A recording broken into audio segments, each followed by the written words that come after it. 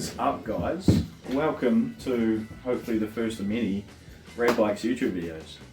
This is exciting. We finally made it to the big screen, or square screen, as you may have noticed, as the cameraman messed up the aspect ratio on the video, but it's okay.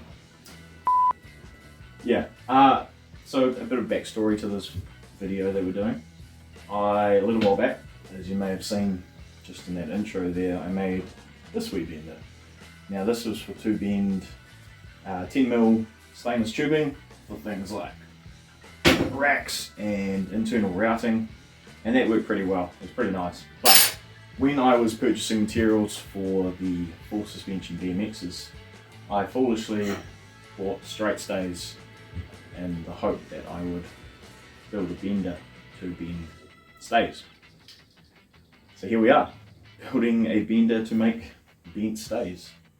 This little bender is just not going to work. It's too tight a radius. I made it to only bend 10mm tubing, which is great, but I need to fully start from scratch and build something much bigger, something much more versatile, something I can change out dies, bend different tubing. Yeah, let's hook into it. So this is what I've come up with. I can make it out of stock that I have laying around at home, and I can do the main die while using my 3D printer. So two halves 3D printed and then sandwiched between two aluminium blocks. So we can see there we've got a follower block that will pivot along the tube as you're bending, which is going to reduce a bunch of tooling marks and whatnot on the actual tube and just provide a bit more even pressure on the whole thing. We've got a pusher there, so when we turn the handle, that'll actually compress against that follower block. And also, I've set it up to be able to pivot at different radiuses, which means I can swap out different bends for different size tubes and bend at multi-radiuses. Right, let's do some 3D printing.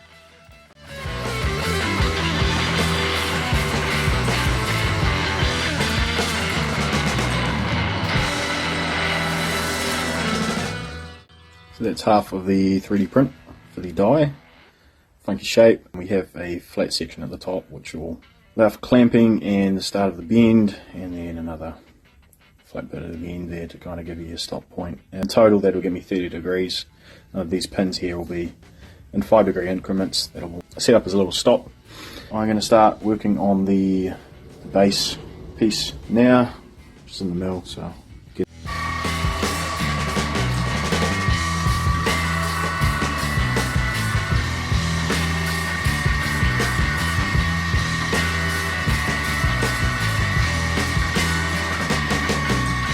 we're just putting the base together now. So the actual foot part of the base is actually just going to be bonded onto this top part.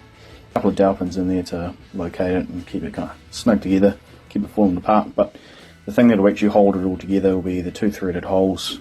When this is actually clamped to the table, those two threaded holes are going to pull everything together nice and tight, so it shouldn't actually go anywhere.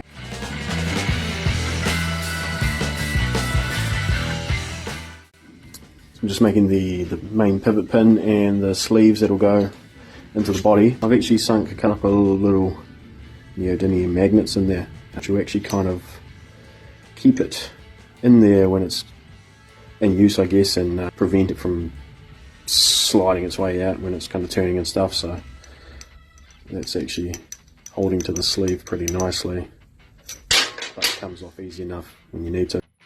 Sleeves are pressed in. I'll go through now and take a cut off both sides, which will take them to their final dimension, and you will also get everything flat and on the same plane, so I'm not kind of pivoting on one and catching on the others at the same time. One down of the arms, one to go. You'll like how I do the end radius. I'll show that in a little bit.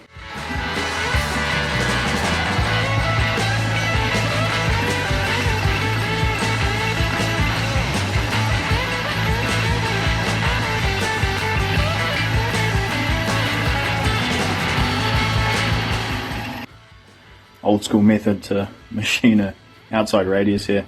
Ideally you do this with a rotary table and clamp this piece down and rotate it, but I don't have one of those, so I just made a pin. It's just out of some brass.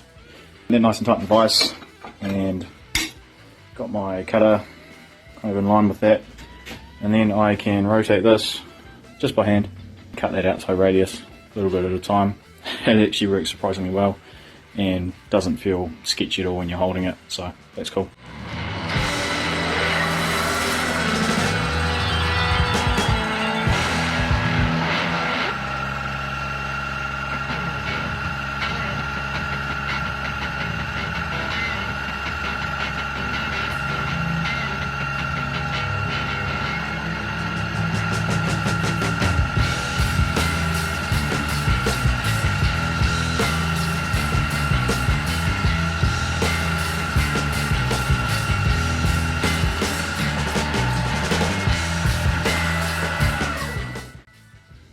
And we have a pretty perfect radius on the end of that. Simple, quick, does the job. Just doing the two end blocks now, so they're going to mount in between the two arms, and then our handle's going to be able to slide through those. There's going to be a kind of a collar in between them that'll keep this captive between that. And now I'm thinking I'm going to thread the inside of this tube, and then the thread will come out for the pushing mechanism, basically, so when I can turn this handle, it'll push the guide wheels into the die there. I think I'm going to do the threads on the lathe, I'm going to do them left-handed, so I want this to turn clockwise and push, and then just make up a matching pin that threads into that. Doesn't matter what kind of thread it is, as long as they match. And then we have our handle and little threaded pin. It's nice little left-handed thread on there. Ended up cutting a M20 by 0.7. That just happened to be what my machine was set up to, so we cut that and it works. Block's done, handle in. So now we've got a nice big lever. I actually did this out of 22.2 moly tubing, but that is the size of handlebar tube, so I can actually put a mountain bike grip on there, and that'd be kind of cool. You see the threaded piece in there, so that threads out when you turn this handle, and that will push our little carriagey device here. A few bearings in that to press against the follower die, and that means I can get that nice and tight, or snug at least. I don't think it needs to be super tight, but yeah. Just got the block squared up for the little pushing guide. I seem to always do this. I'll design something on a computer, and then once it actually gets to making it, I'll go, oh, actually I want it a little bit different than that. It's cool. It's kind of nice to be able to see something in your hand, or see how things are going with the build, and kind of make tweaks here and there to make it a little bit better.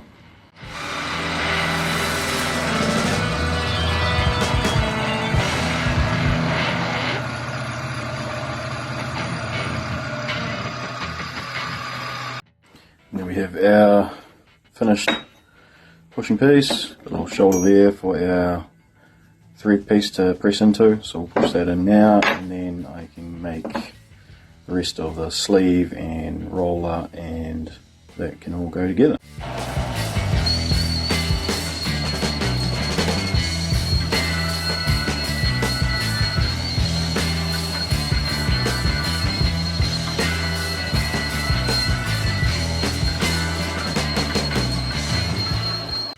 Here we have our little roller. I'm going to press those two bearings into this and make a little shaft. We've got a couple of washers just to space them off, and yeah. Now we have our wheel all sorted. So it spins nice and free, and we can do the handle up to press it in against that follower die.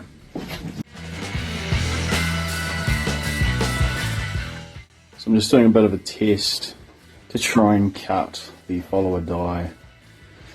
Not ideal, but I think I should be able to get a 19mm diameter straight groove in this by doing it this way. Ideally I'd do it vertical, but I ran out of height, mill's a bit too small. I can just get it with this setup, and the surface finish isn't terrible even with that longer stick out on the boring bar. I think I'll come through with a end mill tilted as far as I can to try and hog out the majority of material, and then come in with this just to do the final couple of passes. But we've got the block all squared up. We've got just it's a 20mm end mill in there, and I've gone over as far as I can to allow me to cut out some kind of semicircular shape through here. I'm over to a point where I've got enough clearance between the heads so I can cut the whole run, and also scribe a couple of lines in there as kind of my limits. That's it, 18mm diameter, so I'll go down until I get close to those lines, and then we'll come back through with the boring bar setup and try and cut the final radius.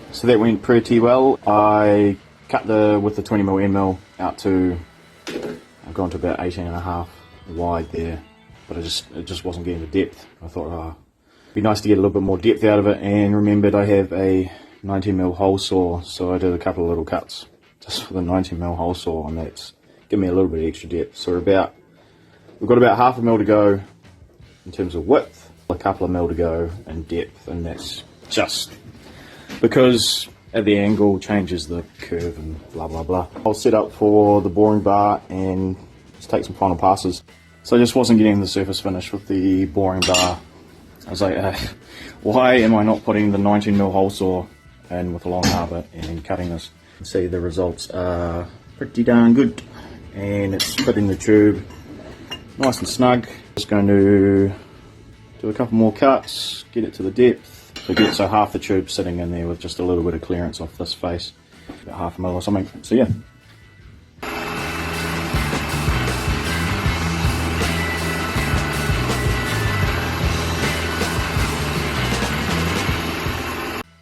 That is pretty darn good. Very happy with that. Fits the tube super nice, super snug. Surface finish is pretty good. It's not super amazing, but it's flat, it's smooth. So that's the follower die done. I guess nothing left but to make the main die. Oh, and I also have a bunch of these little gas struts. It might be nice for it to, if it held itself up to the top. So we might look at putting some of those in. Just replacing out these guiding bolts with an add washer on there, both turned down to 12mm, just to give it a bit more contact along.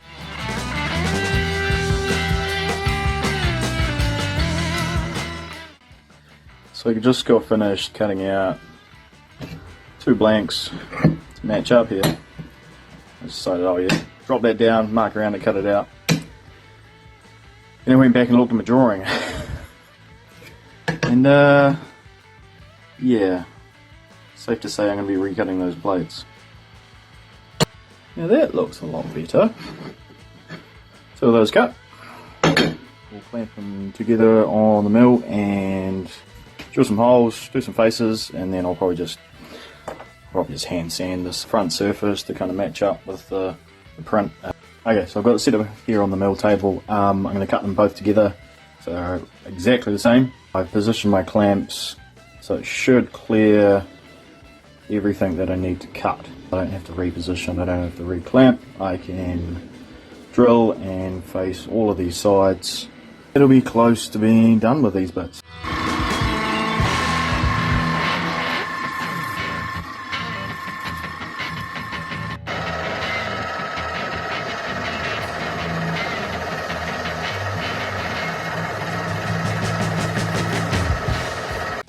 So that's our 2 outside clamping plates done, ready to be put together with the 3D prints. I just need to make up a back piece. It's just a thick piece to go on the back. It'll clamp between the 2, and then that's going to have holes threaded in the back side of that. So that's going to do the pulling up to the main body for the die. All these little holes here are for a stop pin to slot into, and that's just in 5-degree increments, which will give me a few points of repeatability for bending pairs of stays. So that's a bit of a look with just the sides together. Obviously I still need to make that back piece, need to trim the bolts, and of course trim this material back to match up there. But it goes together, it looks good, it's nice and snug, and that fits the tube quite well. It's a tight fit, and even maybe it's a little bit tighter around the edges, which is actually good because this tube's going to want to push out against those edges when you start to bend it, so it's actually kind of ideal that it's a little bit tighter on the edges rather than on the face, but that'll squish into that die and push it where it needs to push.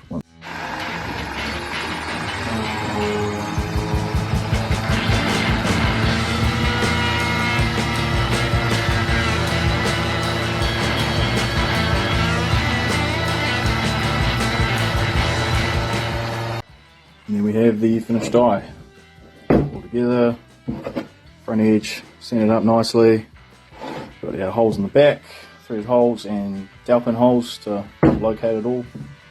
Yeah, I am getting very close to doing some test bends. Die is done and attached.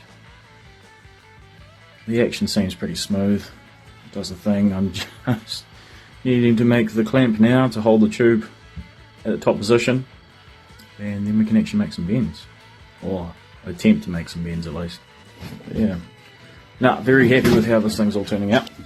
It's looking pretty cool.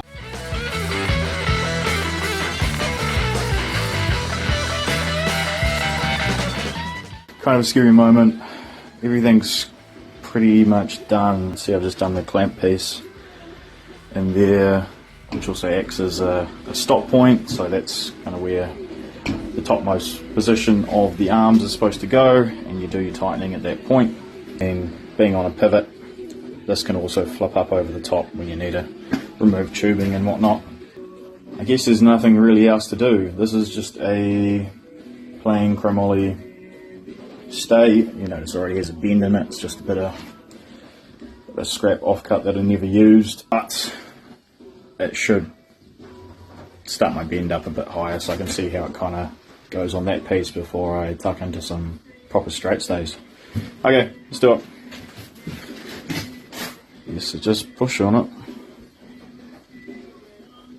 So this piece had a bend of about probably 5 degrees, 8 degrees kind of thing, but I've gone right to kind of 25-30 degrees, and it's pretty good. Yeah, I'm more than happy with that. Don't mind those dents, that's from something else. There's a little bit of surface marking from that follower die. Oh god, focus. But it's bent and it's still round. Like it's barely deformed at all. So result. This, however, is Reynolds 725. Heat treated chromoly. Very hard, very stiff, very hard to bend. 3D printed die, homemade bender. Look at that bend. There's the tiniest little ripple in there, but that's no problem for it. So just gone and done a little bit more sanding on the follower die and on the main die to make them fit the tubes a bit nicer and reduce some tooling marks. So that should add to the quality of the bend, but that's a wrap. I think the only other thing to do would probably put some gas struts, so it kind of holds itself up to the stop when you're tightening everything up. Would be kind of nice, but that bends. It bends. It does the bend thing. Would you look at that? We have our own stay bend. So stoked with that. So stoked with that. I mean, I've bent all the stays now for the BMXs. Bends are pretty damn good. I know, I'm really happy with those. The stop, great. I can bend them all exactly the same. And now I can do any combination of bends on the stays, any angle. Yeah, really happy with that. I think next thing for this though, I really want to do some handlebars. So I'm kind of thinking I'm going to make some 22.2 dies for it, and then we can do some handlebars, maybe some kind of low rise, single kind of 22.2 clamp. Yeah. So that is it. Thank you so much for watching. Hopefully there's another video coming up soon, but yeah.